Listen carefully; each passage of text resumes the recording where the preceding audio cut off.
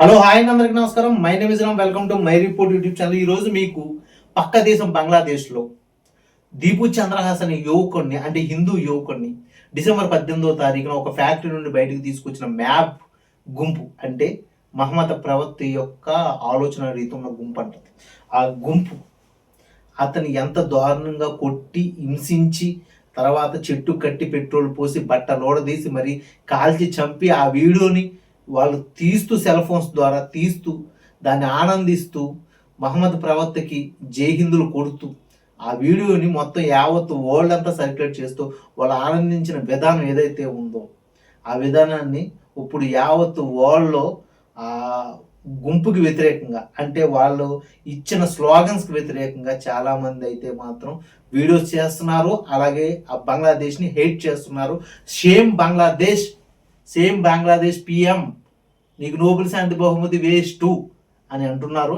అలాగే ఈరోజు కొత్త వీడియోలు సర్క్యులేట్ అవుతున్నాయి. ఆ కొత్త వీడియోలు ఏంటంటే అసలు గుంపుకి ఆ దీపు చంద్రహాసన్ని ఫ్యాక్టరీ నుంచి ఉన్న సూపర్వైజర్లు మాత్రమే అప్పచెప్పారు.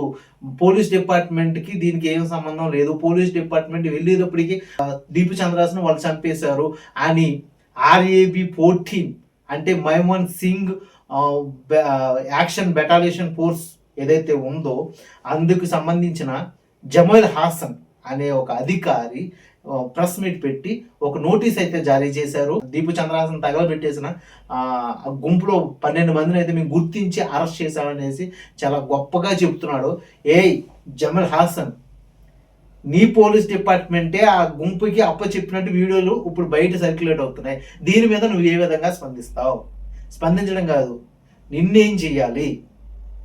ఒక మైనారిటీ వర్గానికి చెందిన వాడేసి నువ్వు అలా చంపించేయడం కరెక్టేనా? మీ పోలీస్ డిపార్ట్మెంట్ అలా చేయడం కరెక్టేనా అనే దాని మీద యావత్ వరల్డ్ అంతా కూడా కోడై కూస్తుంది, కంఠం వినిపిస్తుంది. ఇది తప్పు అని చెప్తుంది. ఎందుకంటే ఆస్ట్రేలియాలో జరిగి డిసెంబర్ 13వ తారీఖు గడిచిన 5 రోజుల్లోనే ఇదిగో ఈ బంగ్లాదేశ్లో ఇంత పెద్ద గొడవ. ఒక యూదుల్ని, ఒక క్రిస్టియన్స్ని ఎంత దారుణంగా కాల్చి చంపేశారు ఆస్ట్రేలియాలో. ఆ న్యూస్ చల్లారక ముందే, ఆ విషయం కళ్ళు ముయ్యక ముందే ఇంత నీచం ఉడికట్టింది మీ దేశం అని కోడేకొస్తుంది. దాని మీద వీడియోలు సర్క్యులేట్ అవుతున్నాయి.